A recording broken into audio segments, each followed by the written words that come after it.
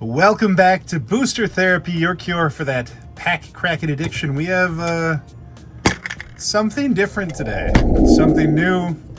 And well, Merry Christmas, everybody, because this is going to be a Christmas episode, and I am breaking down a quick take on 4 different Commander decks. This is for our Generous Patron.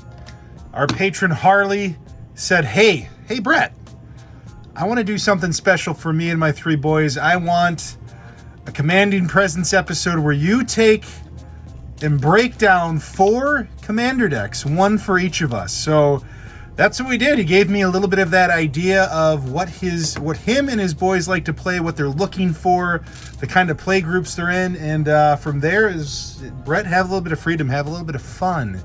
And that's what we're going to do today. So for today's Commanding Presence, we're going to break down 4 decks.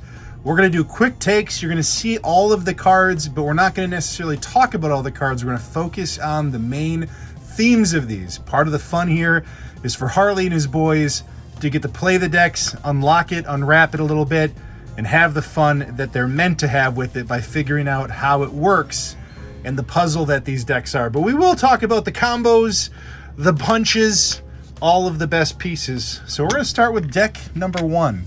This is the first deck, and your commander in this one is Animar, Soul of the Elements. So Animar is a blue, red, and a green for a 1/1 protection from white and from black. Whenever you cast a creature spell, put a 1/1 counter on Animar. Creature spells cost 1 colorless less for each 1/1 counter on Animar. So the idea here is make Animar gigantic by playing lots of creatures and punch somebody out. And that's exactly what we're going to look at. We're going to talk about the ramp first, so we're going to do a quick flyby with the ramp. Soul Ring, Arcane Signet, Solemn Simulacrum. So a big part of Animar is making sure you get a lot of creatures. So you're going to see more creature-based ramp in this one than typical packages. Farhaven Elf, Cultivate, Kodama's Reach, Wood Elves, which gets you any forest, so you can get your dual lands. Rampant Growth, 3 visits. Burnished Heart and Farseek is our ramp. Ramp is important for this one. We want to make sure we get all the colors out because our strategy here is get Animar as quick as we can. Next, we're going to talk about a little bit of that card advantage for Animar. How do we ensure that we're drawing so when we beef this boy up, we're getting to take advantage of that reduction? So Eternal Witness for some advantage. Emoti, Celebrant of Bounty is huge. It's a new card for this deck. We're going to play a ton of cards with CMC 6 or greater. Cascading is just that much nicer. Guardian Project, very good card. Lifecrafter's Bestiary, getting to scry 1. Also tapping that extra green to draw as we cast our creatures. Defense of the Heart, one of my favorite cards in Magic. As long as somebody else has 3 creatures, you get to sack this on your upkeep and get whatever 2 you want. Spellseeker, grabbing any 2 CMC card for our card advantage. Vivian, getting to cast things at creatures as though they had flash, which is great. Also getting to draw some cards. Beast Whisperer, draw cards. And Bloodbraid to cascade into one of these nice cards or more ramp to make it easy to cast what we got. Next, we're going to talk about some of the utility creatures and spells, so things that give us haste or protection for Animar. The first one is Inara, Wolvid Familiar. This one's great because it just makes Animar indestructible, and we do attack a lot with Animar. Lightning Greaves, Shroud and Haste, Vexing Shusher. We can make any spell uncounterable. That includes our opponents if we need to make a friend. Plax Caster Frog, we're going to have 1/1 counters all over this board, including on Animar. This gives them Shroud. Temur Ascendancy, this is one of the best cards for this deck. You get haste for all your creatures, and as long as you're playing those big beefy boys, which we are, we get to draw cards off of it. And of course, Rhythm of the Wild, making your creature spells uncounterable and either giving it haste or a 1/1 counter, depending on what makes sense in the pinch. Next, we're going to talk about some of our removal spells, which again, you want a lot of creature cards when you're playing Animar just because it gets that extra benefit from it and the cost is reducted. Mystic Confluence, Halana Kessig Ranger, so we can fight when we come in and kill creatures. Not even fight, we get to bite. Yasova Dragonclaw, we get to steal a creature to get it out of the way. Cyclonic Rift, because if we've got a full board state of creatures, we want to bounce everyone else's back and just beat in. Arcane Denial, one of the best counter spells in my opinion for Commander, especially when you're playing 3 or more colors. And of course, Naeth of the Dire Hunt. This one gets to fight and it gets to draw cards. So this thing just has a ton of utility for a creature-based deck, which is exactly what Animar is. We said we wanted to go big and beefy, and that is what we're doing.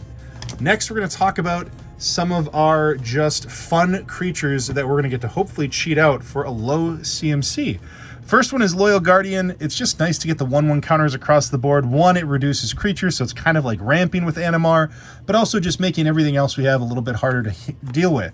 Champion of Lambholt. This is one of the best evasion creatures that you could have in this deck. As big as Champion gets, with all the creature spells we're casting, it makes it almost to a point where no one can block anything we have.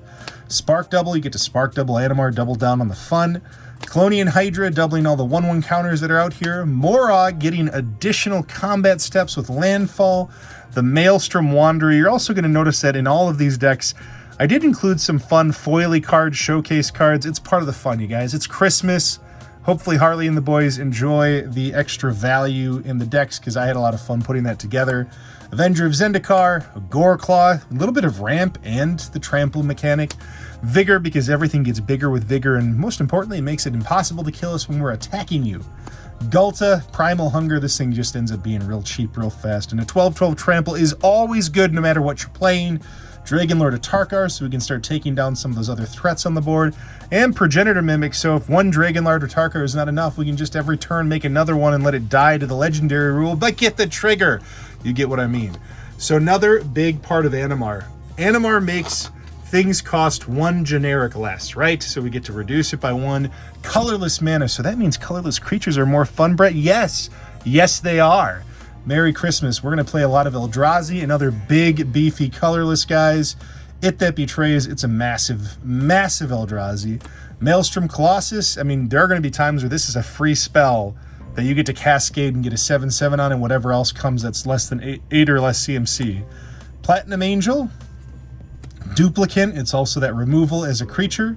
Phyrexian Triniform, when it dies, it just gets it, you replace it, and then if you can pay the Encore, great, but really, just a 9/9 that's going to be reduced and then dies and gives you 3/3s is powerful. Conduit of Ruin gets us any of our big creatures. Artisan of Kozilek, we can reanimate and then Annihilator 2. Desolation Twin, so many times will this be like 4 or 5 mana, sometimes 0, and to get two 10/10s for 0 feels good. Meteor Golem, it's more removal. Blightsteel Colossus, because man, if you have haste and you get to cast a Blightsteel Colossus, you get to win the game. And of course, Ulamog, the Infinite Gyre, one of my favorite indestructible Eldrazi's with Annihilator 4 and a great mechanic on the ETB. The last few things we're going to talk about is some of our finishers, and then our final piece is our combo with this deck. So first we got Kedis Emberclaw Familiar. It doubles the damage. Or not doubles. When Animar deals it to one opponent, it deals to every opponent. So it just makes it that much easier to kill everybody. Kamal, Heart of Corrosa. I love this new one. Just giving everything overrun permanently and then turning your lands into creatures. The Thunderfoot Baloth. Everything gets +2/+2 and trample for 6 mana. And of course, Triumph of the Hordes. This is not just to give them trample, but if you want to win with Infect while you're stomping over everyone, you get to do that too. The final piece of this deck, and we'll do a quick run through on the lands and then dive into deck number 2, is going to be the Infinite Combo. Ancestral Statue, 4 colorless mana for 3/4, very unassuming. When Ancestral Statue enters the battlefield, return a non-land permanent you control to its owner's hand. So, if Animar is out on the board, and let's just assume it has 3 1/1 counters on it, it's pretty easy to get there. If we cast this, which means it only costs 1 mana, because this already had 3 on it, Animar gets an uptick. It now is at 4 counters. This enters the battlefield, we return it to our hand. Animar now has 4 counters on it, so everything costs 4 generic less. At this point, we can infinitely loop this. So Animar on the board, we can infinitely cast Ancestral Statue, bounce it back to our hand, cast it again, and tick up Animar over and over and over and over again until it has, 50,000 1/1 counters on it, infinite 1/1 counters, however many you need. And then, of course, you got 2 of these guys. You got Walking Ballista, which is just a pure finish. If you get a Walking Ballista with 50,000 1/1 counters on it because of the cost reduction, you just win the game. You take all the counters off, you kill all of your opponents. Awesome. If you want to be more flavorful, we got Mecha Godzilla. It's an infinite, and when it dies, you get infinite Thopters. You just get to have fun. That's the idea of this deck, is just have fun and beat your opponents. A bunch of lands to make sure the deck actually works for you and it can play well enough. And that is this breakdown of Animar. So next, we are going to dive into deck numero dos, deck number 2. Look at it, even says it on there because, yeah, I would probably forget if I didn't write deck number 2 on it. And by the way, Harley and kids, you guys are all getting the Ultra Pro Satin Towers. You are getting the dice that are in the dice tray. I did throw some fun Booster Therapy dice in there, and obviously all sleeved up for you. So deck number 2. Again, each kid had a play style that Harley's like, hey, we like to play this way. And I did my best to build something that did that for them. So for this deck, we are breaking down the Locust God. For 4 colorless, a blue and a red, we have a 4/4 flying. Whenever you draw a card, create a 1/1 blue and red insect creature token with flying and haste. Pay 2 colorless, a blue and a red, draw a card, then discard a card. And the best part, when Locust God dies, return it to its owner's hand at the beginning of the next end step. So we get to avoid commander attacks almost every single time with the Locust God. So this deck is all about drawing cards, getting a bunch of flyers, and hopefully cracking in a couple infinite combos to drive people insane. So, like everything, we got the ramp: Soul Ring, Arcane Signet, Fire Diamond, Sky Diamond, Commander Sphere, Thought Vessel, Talisman of Creativity, Is It Signet, Everflowing Chalice, and of course, Jessica's Will. Great new card, by the way. After that, one thing Harley said is like, this son likes to, use people's things against them. And I'm like, boy, I love that. So let's have a little bit of fun. On a side note with Locust God, we're going to draw cards, we're going to be wheeling, we're going to be having fun creating insects, but we're also going to steal people's stuff and hurt them. The first that we're going to do that is with the Sower of Temptation, getting to steal a creature. Role Reversal, we're going to trade one of our insects for one of those Eldrazi that his other brother's playing. Corrupted Conscience, because we want to take something gigantic like Gulta and then turn it into an infect creature and then hit somebody with it, because that's satisfying. Control Magic, steal a creature. Dominus of Fealty, at the beginning of every upkeep we steal a creature. Bribery, dig into the meanest deck that you see on the board and take whatever you want from it. Song Mad Treachery, I love that this is just replacing a land slot, so we get to just take a land out and play this card to steal a creature, till end of turn anyway. And then Sakashima's Will, steal a creature, and then we can turn everything into it if it's worth our time, like, Blightsteel Colossus or whatever else you want to do. Next, we're going to talk about some of the card advantage in this deck, and when I say some, I mean a ton. This deck almost wholly works off of just wheeling and wheeling and wheeling until, we have, a million insects flying around. The first one, though, is Fabricate, which isn't a draw spell, but it gets us the artifact we need to win this game. We'll talk about that later. Artifacts are important in this one. Jace's Archivist, Magic Mirror, Teferi's Puzzle Box. We're going to see a lot of these either replacement effects or wheel effects going on. Dictate of Crewfix, getting to draw a couple cards for everybody because we're everybody's friend. Make sure they think you're their friend. That's the idea. Brainstorm. Windfall, of course. Fevered Visions. Again, you all get to draw. It might hurt a little bit, but everybody's drawing more cards. Riel the Everwise. So when we wheel, we just get that many more cards. When we get that many more cards, remember, it builds that many more insects for us. Is It Charm? I love the utility on this one. We can draw 2 and discard 2 with somebody like Riel. We're drawing 4 cards essentially from that. Or we can counter a spell or deal damage to something. Just a utility. Faithless Looting. Jace the Mind Sculptor, because everybody loves a powerful planeswalker. Wheel of Misfortune. Wheel of Fortune's a little pricey, but at least this one gets us close. Magus of the Wheel, another close way of getting a slow Wheel of Fortune. Neheb Dreadhorde General. I love that we can pitch a bunch of cards, draw a bunch of cards, and then get mana to pay for those spells. Just a very powerful creature, and it's a 5/4 trample for 4, so great. Korvath's Fury. We can wheel, we can make other people not wheel, we can make them wheel if it makes sense, or we can just hurt them with the cards that are in their hand. We do whatever we want. Valakut Awakening. This one's really just a benefit for us, but again, it only replaces a land, gives us more card draw, gives us more insects. It's just the way we want to play with this deck. Font of Mythos, everybody drawing 2 extra cards every turn, which is so great. Teferi's Ageless Insight, if you would draw a card, except the first one you draw 2 instead. So we're going to draw an absolutely insane amount of cards with this deck, and that's the plan. A couple ways to make sure that other people don't just like straight up benefit from that. Well, the first one, of course, is Hull Breacher. So they want to draw cards. We say, no, you don't get to draw cards. You know what we're going to do instead? We're going to make a bunch of treasure with those cards you thought you were going to draw. So we benefit, you don't benefit, and then we benefit again because we get more mana. It's a great card. Needed to be in the deck. And then, of course, Narset Parter Veils. The -2 is already really good. I mean, getting to search or, you know, start digging for a few extra cards that are worthwhile. But wheeling people and making it where they can't draw cards is a really, really satisfying effect. Next, we're going to talk about some of our removal / protection, you know, different ways to counter spells and just kind of get in there.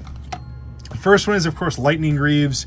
The Locust God's going to hit the battlefield, he's going to be a lightning rod right away. So we need to get the Lightning Greaves on the Lightning Rod, keep him protected, and keep doing our thing.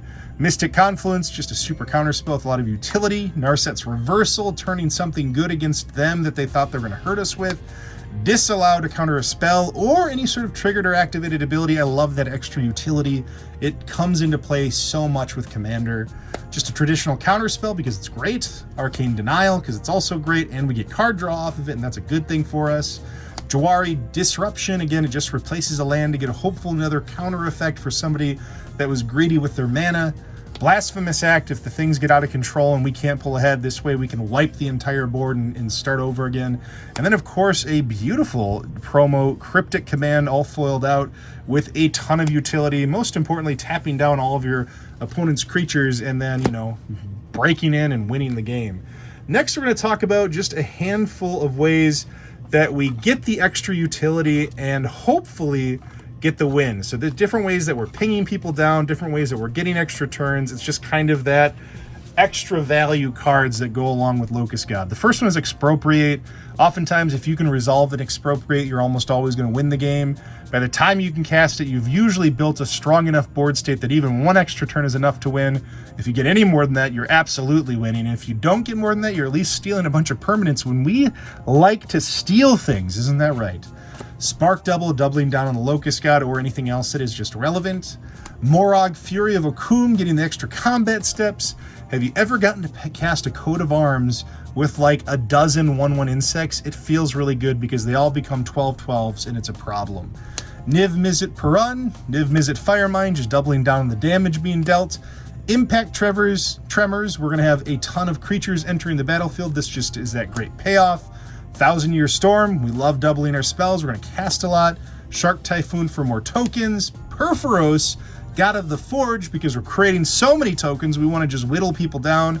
Psychosis Crawler, they're going to draw cards. We're drawing cards. People are going to lose life because of it. And of course, Telren, Sky Summoner, because we're going to cast a ton of instant and a ton of sorcery spells. And getting that extra value of 2/2 flyers is always a positive thing. Let's talk quickly about the few different combo pieces that unlock the dangerous win that comes with this deck. And it's a pretty simple one to do. If you have the Locust God in these 2 cards, Skull Clamp and Ashnod's Altar, you can go infinite. So the idea here is you equip the Skull Clamp to any insect, and you're going to draw 2 cards. You're going to create 2. So you're creating 2 insects by equipping this once. Sacrifice one of those insects, you get 2 more colorless mana. You can activate this 2 more times to equip it to 2 other ones. We're going to net each time another insect. So this builds us infinite insects, or most importantly, lets us draw infinitely through our deck. And if we can draw infinitely through our deck, all we need to have left is Labman or Jace, Wielder of Mysteries. Either one of these on the board, and hitting that next trigger, we're going to win the game. So that's an instant win from comboing off and milling our deck. And if that doesn't work, just put a Curiosity in either of the Niv Mizzets, deal a damage, draw through your deck. You can Lab Man again, or you can just ping everybody down for as much damage as your deck will allow you to do, depending on the number of cards that are in there. That is Locust God. We're going to do another quick run by with the lands. Enough good lands to make sure that this works, and we've got the mana to tap for the things that we need. Pretty good little land base. That is deck number 2 for Harley and the boys to have fun with and just to do that insane amount of damage and really run off and, again, just enjoy the art of playing the deck and unlocking what you want to do with it. Deck number 3 is up next. And deck number 3, this is for somebody who loves to just see tons of triggered abilities and making people triggered because of it. We've got Yarok the Desecrated for 2 colorless, a black, a green, and a blue. We have a Death Touch lifelink 3/5 that if a permanent entering the battlefield causes a triggered ability of a permanent you control to trigger, that ability triggers an additional time. So it's like Panharmonicon for any permanent is the idea here. Again, we're going to do a quick run through on the ramp. We've got Soul Ring, Arcane Signet, Kodama's Reach, Farhaven Elf, double trigger, Rampant Growth of Wood Elves, double trigger, Spring Bloom, double trigger, Cultivate, 3 visits, and Farseek, getting us all of the mana we need to be effective right away. Next, we're going to just talk about those creatures that have the ETBs that are just devastating with this deck. The first one is Massacre Worm. So it enters, if we got Yarok, every creature our opponents control gets -4/-4, and when they die, they're losing 2 life. It's just a powerful board wipe that we're going to play easily and we can double down and have some fun with. Hostage Taker, we can take something, play it against them. If we don't play it against them, at least we took it away from them. Be evil, it's fun. Duplicant, as it comes in again, double trigger again. Get to exile 2 creatures, turn them into whichever one of those you had the most fun with. Runescarred Demon, a 6/6 flying for 7 seems bad, but when you can demonic tutor twice because of it, it feels good. Ravenous Chupacabra, when it ETBs, you get to destroy 2 creatures. I love the Chupacabra, it's one of my favorite cards. Sour Sower of Temptation, steal 2 creatures with this guy. Again, just very value driven with Yarok. That's the idea. Double the value, double the fun. Coiling Oracle, we can draw 2 cards, play a couple extra lands, all the good things. Even early on, this is just a very good card. Prime Speaker Zagana, again, the idea here is to draw a ton of cards and doubling that ETB. Baleful Strix, 2 mana for a 1/1 flying Death Touch, draw 2 cards if we've got Yarok, which is great. Gray Merchant, even though that we're 3 colors, we're going to have a lot of black pips on the board, and when you can double this when it ETBs and it's draining everybody when you do that, it is just that much more effective. Bloodseeker, remember, it's whenever a permanent triggers one of your permanents, it doubles it basically. So whenever a creature enters the battlefield under an opponent, so, you know, your brother playing the Locust God and spraying the board full of all these little insects, well, every time they're going to lose 2 life because of it, and that feels real good to me. Uro, Titan of Nature's Wrath, because it's just the whole package, man. This thing ETBing just does so much for us. And then we can ultimately escape it just to be a devastating threat. Yes, please. Shriekmaw, even when we evoke it, we get to do it twice because it does ETB when we do that. Acidic Slime, just a great card, destroying either lands, artifacts, or enchantments. We need those answers. Doubling down on it is always nice. Gonti, steal a couple cards, play it against them. Gonti can go ahead and die too, and we can still do it, which is great with this card. And then Entomber Exarch, we get a couple options here. Most importantly, we're going to have a lot of these creatures dying right away, and we want to be able to bring them back and get extra value out of it. So this value-driven card is increasing the value that we're already driving off of Yarok. So still a handful of other cards that we're going to play with here because there's another way to have fun with this one on ETBs, and that is landfall triggers. And we're in a couple colors, at least one that is very powerful with landfall and that is green, so we're going to play a lot off of that. First of those, my favorite, and it's not in green, it's Obnixilis the Fallen. Again, landfall triggers twice as long as Yarok is out there, and Obnixilis by himself can kill your opponents. Dread Presence, every time a swamp comes in, we can draw cards, or we can deal 2 damage to any target, so just, again, extra value, getting to double down with the swamp landfall triggers. Rampaging Ballast, a 6/6 for 6 with Trample isn't bad, and when you make 2 4/4 beasts every time you play, a land comes into play, it's just great. It's great. Tatiova, landfall, draw a card, gain a life, again, you get to double that. Ashaya, Soul of the Wild, just in case we run out of being able to play lands, remember, if Ashaya is out there, every creature we play is a land. So not only does it get whatever its ETB is, it also triggers all of our landfall triggers twice when you play whatever creature as long as you have Ashaya. Ashaya unlocks the deadliness of everything in this deck. Of course you have to have Avenger of Zendikar. It's a landfall deck. It's doubling the triggers. It's doubling the tokens because of it. It's just, I mean, you got an ETB and you got a landfall. You get 2 for 1 with Avenger of Zendikar. And then, of course, Sire of Stagnation. Whenever a land enters the battlefield under an opponent's control, Again, a permanent triggering your permanent, it doubles this. That player exiles the top 2 cards, you draw 2 cards. You will draw an insane amount of cards with this sire out there if nobody kills it. And of course, Scape Shift. You have no idea how devastating it is to have like 7 or 8 lands out there, sacrifice all of them, play 8 more, and get 16 landfall triggers off anything you have with landfall, Ob Nixilis or whoever. This thing is a finisher in almost every sense of the word if people don't have an answer for it. It is devastating. And if that wasn't enough fun, I think we need to talk about how we get extra value off of our value. First way we do this is let's make copies. Spark double, make a copy of either Yarok, which is good because this avoids the legendary rule, or any other creature that we need in that utility moment.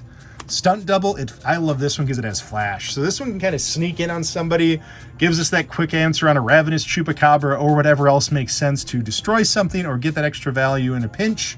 And of course the Phyrexian Metamorph that we can cast for 3 in this deck if we need to, and can copy anything including artifacts. So, if we've got some of those valuable artifacts, or even if we need ramp in a pinch and we want to make another Soul Ring, it can do that for us, which I think is great. Now let's talk about getting that extra value. The first one is board wipes are going to happen. And board wipes happen a ton with Yarok. So people are just trying to wipe your board and get all of the pieces off of there so they don't have to deal with the endless value in triggers and everything that comes with this. My favorite answer to that, it's almost like a counterspell in my mind, is Thrilling Encore. The second that somebody hits you with that board wipe on that super built board state, play Thrilling Encore in response to that. Once everything is dead, you play this, you get everything back, including your opponent's creatures, all onto the battlefield, all on your side. This is a wicked answer to those Wrath of God effects. Draina, the Last Blood Chief, I love this one because it's politically driven. You pick the right opponent and say, hey, you need that big creature dead. Let me attack you with Draina. You pull back my Ravenous Chupacabra and I'll kill that thing for you. Love this card with Yarok. Getting things back from the graveyard, getting that double trigger is amazing. Nightmare Shepherd, it's similar to Draina, but it gives us the choice. Only downside here is we have to exile it, so we couldn't do it again. But if they kill something that's impactful for us, like the Sire of Stagnation, we can exile it and get it back as a 1/1 Nightmare, and we still get all of those reverse landfall triggers, for lack of a better word. Lightning Greaves, we got to protect Yarok because everybody's going to want to kill him. Temer's Sabertooth, we can pay 2, return a creature, and play it again. So just, again, extra value on all the ETBs.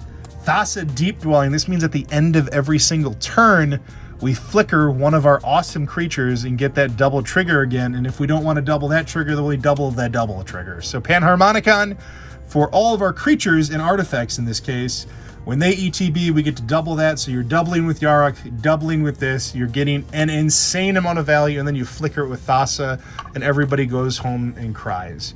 Next, we're going to talk about some of our removal spell outside of all that fun creature-based stuff that we just talked about. First one is, again, Narset's Reversal, turning something powerful against the person who tried to use it against you. Mean people. Counterspell, because it's just great. Arcane Denial, we've said it before. Another different one for this one. New card, I'm a huge fan of this, is Forceful Denial. 5-mana counterspell is a ton of mana to counter somebody's spell. Cascading into a Ravenous Chupacabra or anything else that we can get a double trigger off of is incredible. And that's the idea here, is that we Forceful Denial and we get to get some creature that has high utility, and hopefully by cascading into it. A little bit of a gamble, but a lot of fun. Beast Within, Assassin's Trophy, Cyclonic Rift, you're going to build a board state, pull them all back so you can do whatever you want. Hagra Mauling, because we only have to remove a land to make this work. And of course, Toxic Deluge, one of my favorite removal spells, even answers those evil, evil, wicked, indestructible Eldrazi. Next, we're going to talk just through a handful of other just fun card advantage utility cards, and we're going to talk about an infinite combo in this one as well. Elvish Piper, so we can cast things at the end of other people's turns so they don't have as much time to answer it. It's just a very powerful card for a deck like this. Fauna Shaman, pitch a card, get whatever creature we need that makes sense in the moment. Defense of the Heart, like I said before, I love this card. This is another great deck for Defense of the Heart. Sack it, get 2 of the perfect cards you need, like this one, Muldrotha, so we can play any of these creatures from our graveyard and just get that added value from Yarok. Muldrifter, if you're playing Yarok, you just got to play this card, draw 2 in ETBs. You can evoke it for that. You can recast it from your graveyard in many ways with Muldrotha, or pulling it back with the Exarch, whatever makes sense. Fact or Fiction, instant speed, draw 5 or reveal 5, and you get to keep whichever pile makes sense. And of course, a simple little brainstorm with Jace on it. The final piece, and then we'll do a quick dive into lands, is our infinite combo. So, this card's already good enough with Yarok. When Yarok is out and Peregrine Drake enters the battlefield, you're untapping 10 lands. So, you're getting a ton of value off that by itself. Enough said there. Deadeye Navigator is great with Yarok because whoever you soulbound this with, you can flicker it over and over and over again, get that added value. These two together is devastating. If you can get Deadeye Navigator and get a Peregrine Drake and soulbound them, you make infinite mana by these two looping each other. So essentially, you just keep casting or paying the 2, exiling this creature, returning it, untap 10 lands. Even if it's not, even if Yarok is dead, 5 lands, that's fine. Tap 2, do it again, and you're going to net 3 in every single interaction by flickering this. And then all you need is a great mana sink to put it into, and that is Torment of Hailfire for 50,000 for X or whatever your number is. You choose, it's your deck, and everyone has to pay the price and die. And that is Yarok. And again, some hidden treasures in here, definitely styling it up for free with a few different cards just to have fun, but making a land base that makes sense, even some slow fetches to make sure we can get double landfall triggers. Just a lot of fun and a lot of devastation with Yarok, the Desecrated. And this is deck number 3, all wrapped up in a beautiful Ultra Pro Satin Tower. And you know what that all means? We're on to deck 4 on this Christmas party. On this beautiful, wonderful Christmas morning, we're going to hit deck 4 and talk about the final deck. In this one, we said we wanted to throw a party, and I don't know if there is a better way to throw a party than with Tazri, Beacon of Unity. 4 colorless and a white mana for a 4/6. This spell costs 1 less to cast for each creature in your party. You can pay, well, 2 or a blue, 2 or a black, 2 or a red, 2 or a green. Look at the top 6 cards of your library. You reveal up to 2 Cleric, Rogue, Warrior, Wizard, and or Ally cards from among them and put them in your hand, rest in the bottom. So getting that extra card draw, getting to cheat out Tazri for hopefully a little less. Most importantly, getting to play 5 colors. We are going to throw a party with this deck and have a ton of fun. But first, we're going to talk about a ramp, Soul Ring, Arcane Signet, Felwar Stone. It's 5 colors. We got to do that. Firemine Vessel. Why are you all sleeping on this card? 4 mana comes into play. Tap it taps for 2 of different colors. This is so good. Commander Sphere, Smothering Tithe. You got to use it. Tempt with Discovery. I like this one. It's political. It's fun, but also gets us any land. And with 5 colors, you need any land sometimes. Farseek, Rampant Growth, Cultivate, Feyburrow Elder, that budget-friendly Bloom Tender, and then Dryad of the Elysian Grove. Getting to play extra lands is great. Getting to make them tap for any color is even better. That's what we needed. Let's talk first about our Clerics, a deck with Clerics. We're going to go through each party member, starting with Clerics, and then we'll head into Rogues. So here, we're going to just play a lot of cards that work well with each other, do devastating things, lock some items out for our opponents, give us extra value, and then we're going to sneak in a couple combos to scare people. Containment Priest is the first one, making sure those evil people that cheat things out, they can't do that. It's a no-no. Soul's Attendant, we like to gain life, a lot of different abilities to gain life, like the Angel of Destiny. We can just straight up kill people with this Cleric if we've gained enough life and we're ahead of where we need to be. And this deck, does focus a bit on life gain, and you'll see that. Veto, Thorn of the Dusk Rose, another Cleric that when we gain life, they lose life. Like I said, we're going to gain a lot of life. It's a good thing. Clerics work well together, and we can also give all of our creatures lifelink and drain them that way as well. Alms Collector, so we stop people from drawing cards because it's rude. Ravo, Soul Tender with a beautiful etched foil with the camera never does justice for. It anthems our creatures. More importantly, at the beginning of our upkeep, we get to put a creature back into our hand. Timna the Weaver, because we're going to deal tons of damage. We're having a party over here. We're going to spread that damage out and draw a ton of cards. Mother of Runes, we want to protect our creatures, and it's just a powerful Cleric. And of course, Vizier of the Menagerie, we can play off the top, but most importantly, this makes our mana tap for any color when it's a creature. And that is super important. That's our Clerics. Next, we're going to talk a little bit about the Rogues of Magic, because there's a lot of really good ones. This is probably the hardest slot to get the right suite of cards, so hopefully you all enjoy what I put together. First is Agent of Treachery. It's just a great card. I like stealing people's powerful permanents, and this guy does it well. He's a bit expensive. That's maybe the one downside, but it's a great steal. Glasspool Mimic, because we can slot out a land for this one. This is just an easy add. Zagreus, Thief of Heartbeats. Love the cost reduction, even more so love the death touch. It really makes people have to make that judgment call, should I attack or not? Guatha Hazid, we're going to let people draw cards because it's a nice thing to do, right? That or we just don't want their Eldrazi attacking anymore, and that's what it does. Yisan the Wandering Bard, put a verse counter on. We can search our library for creatures with a converted mana cost equal to that, and we just kind of tick this up with verse counters, get bigger creatures, and then help us continue to fuel through card draw. Notion Thief, people like to wheel, and we want to stop that and then take advantage of it. Notion Thief does that.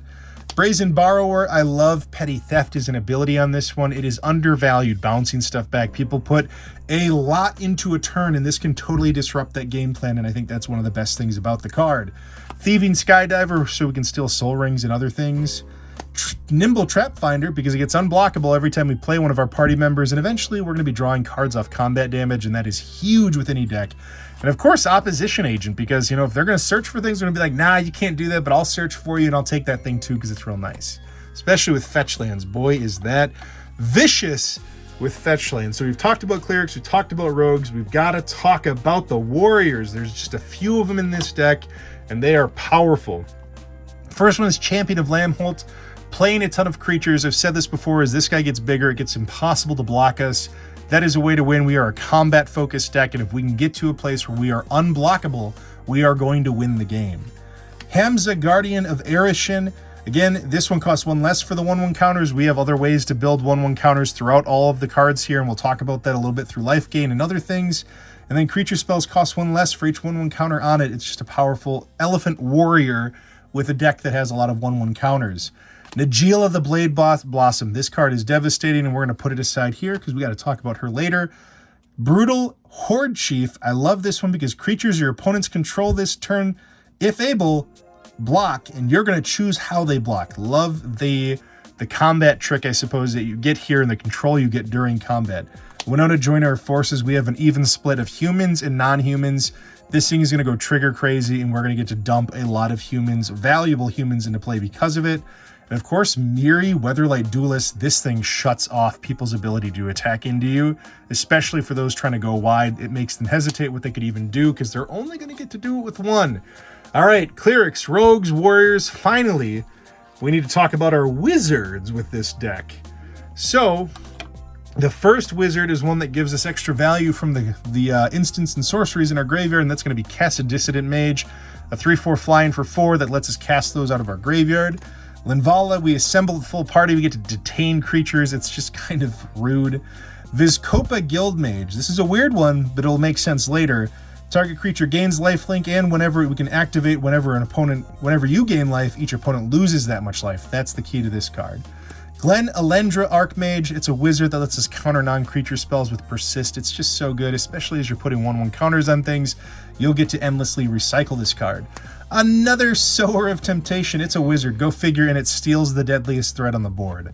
Nimble Obstructionist. We can cast this one if we need to. It's a 3/1 wizard, so it helps complete our party. Or we can cycle it and counter an activated or triggered ability, especially for those super aggressive decks that are like incredibly reliant on a combo. This can stop it. Marchesa, the Black Rose, the 1/1 counters from Dethrone here is one of our avenues for getting 1/1 counters. Attack the biggest player, get the 1/1 counters, and when our creatures die, we get to get them back. If they have the 1/1 counters, that's a nice side ability of Marchesa. Venser, Shaper Savant, flash it in, return either a spell or a permanent to a hand. It's just a great wizard. Aven Mind Sensor, another one that kind of locks things out, so if people want to search and we don't have Opposition Agent yet where we can control that, we can at least stop them and make them only search the top 4 of their library. And then of course, Thrasios, pay 4, scry 1, reveal it. If it's a land, put it on the battlefield, otherwise draw. Like, it's just a great mana sink for a deck like this that we can do as we're building our board state. And then of course, we've got one super party member. It's the Unsettled Mariner for 2 mana. It's a 2/2 that is every creature type, so it is all things within our party. Can act as any one of those party members. And whenever you or a permanent you control becomes targeted by a spell or ability, we can counter it unless they pay 1. So it's taxing them to do anything to us, and we tell them we hate them for that because we do. Next, we're going to talk about a couple other ways to get 1/1 counter. As you talked about the Dethrone mechanic, we also have Archangel of Thune here, a 3/4 for 5 with flying and lifelink. Whenever we gain life, which we saw we have at least a couple avenues already for that, we get to put a 1/1 counter on each of our creatures. So this thing just gets kind of out of hand quickly. We are going to gain a lot of life between the 2 cards that we talked about, where we're giving our life link to our creatures. This is just great with that. And then of course, Cather's Crusade. Whenever a creature ETBs, we put a 1/1 counter on each other creature we control. We're gonna have a ton of creatures ETBing. That's the deck. It's a combat-based deck. Or Najeela's attacking and making more warriors. That's the way we do it. Next, we're gonna talk about a few cards that are just party specific. The first one, of course, is Coveted Prize. So it's our demonic tutor in a party deck is the idea here. Thwart the Grave. I actually really love this card. Another undervalued card from the set, especially if you're playing party. Getting 2 of your party members back, reassembling that party so things work the way we intend them to, whether it's detaining or drawing cards off combat, whatever makes sense. And then, of course, Deadly Alliance. This could be, 1 black mana, destroy a creature or a planeswalker. Super powerful. Next, we are going to talk about some of our removal card advantage, just a lot of those utility pieces before we dive into our infinite combos, which in this deck, there are 2 different ways to win. Blind Obedience is the first one. I like the Extort. Again, it's more life gain, so things like Archangel of Thune can trigger, give us all those 1/1 counters. It also can drain people with Extort, because that's what it does. We can double down on that effect if we have any of our other creatures that say when we gain, they lose. And, their artifacts and creatures come into play tapped, so they can't block us when we're attacking them. Path to Exile, just a clean removal spell. Despark, any permanent with CMC4 or greater, which is super great. I don't know why people don't play this more often. Arcane Denial, good counter spell in 5 colors. Defense of the Heart, talked about it enough. It's great with a party deck because we can get the 2 perfect pieces we need to make things hum. Eladamri's Call, search for any creature card. And then, of course, Lightning Greaves to protect Tazri or Najeela or whatever makes sense to protect in a pinch. The last little piece of this deck is going to be our infinite combos. So the first one we're going to talk about, because we already talked about life gain and how important that is Sanguine Bond. When you gain life, an opponent loses that much life. So that in itself is a great thing. We have different cards on there that are doing that help us get lifelink, so we can really benefit off of that. But if you have Sanguine Bond and Exquisite Bloodout, all you got to do is have one opponent lose 1 life, or you gain 1 life, and these will infinitely loop, and you will drain everybody and win the game. As long as these are on the board, you just need to either do damage or gain a life, and you win. That's a good feeling. It's a very good feeling. And if that doesn't work, and you've got Najeela as your trusty ultimate warrior, all you got to do is put a Bear Umbra on Najeela and have the mana for this. Whenever you attack, you untap lands, pay the Wooburg, untap attacking creatures, get another combat step, rinse and repeat over and over and over again. The other thing that's nice is Bear Umbra gives totem armor, so it at least makes Najeela even harder to kill.